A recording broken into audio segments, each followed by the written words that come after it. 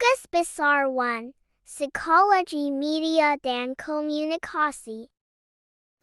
Halo, perkenalkan nama saya Hilda Nurhazizah. Pada video kali ini saya akan membahas terkait gangguan-gangguan psikologis yang biasanya terjadi pada masa anak-anak. Salah satunya itu adalah disabilitas belajar. Disabilitas belajar merupakan suatu kondisi di mana seseorang mengalami kesulitan dalam bidang akademik, bahasa, ucapan, ataupun kemampuan motorik lainnya.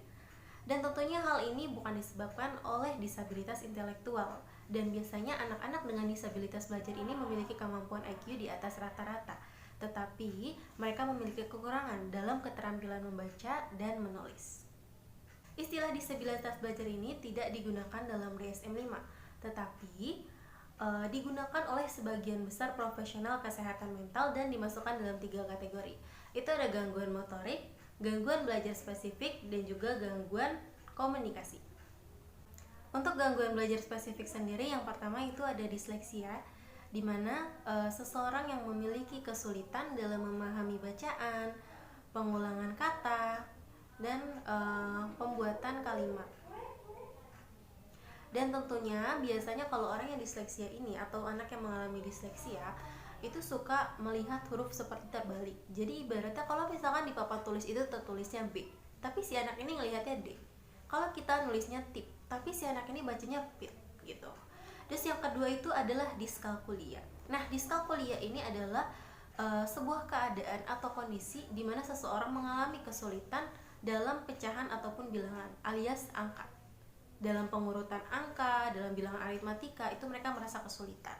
Seperti itu. Oke? Selanjutnya ada gangguan komunikasi, yaitu speech sound disorder, di mana seseorang yang memahami akan bacaan dan pemilihan kosakata, namun saat dilafalkan itu artikulasinya kurang jelas, atau biasa kita kenal dengan cadel. Nah, cadel tuh gimana ya? Seperti kita ketahui, seperti misalkan seharusnya kita bacanya blur itu menjadi blue, seharusnya worry menjadi worry gitu. Jadi ada kesulitan dalam berbicara huruf R atau biasa kita sebut dengan cadel, seperti itu. Oke? Selanjutnya ada gangguan motorik, yaitu yang pertama ada Tourette disorder, melibatkan satu atau lebih vokal dan beberapa gerakan motorik yang secara tiba-tiba, dan biasanya ini dimulai pada usia sebelum 18 tahun. Terus yang kedua itu ada development coordination disorder, yaitu sebuah yang melibatkan gangguan nyata dalam perkembangan koordinasi motorik yang tidak dapat dijelaskan oleh kecacatan intelektual atau gangguan seperti cerebral palsy itu. Terus yang ketiganya ada stereotypic movement disorder, yaitu sebuah gangguan gerakan stereotip yang melibatkan gerakan yang tampaknya tanpa tujuan yang berulang-ulang dan itu mengganggu fungsi dan bahkan menyebabkan cedera pada diri sendiri. Seperti itu. Oke? Sekian dari video saya. Wassalamualaikum warahmatullahi wabarakatuh.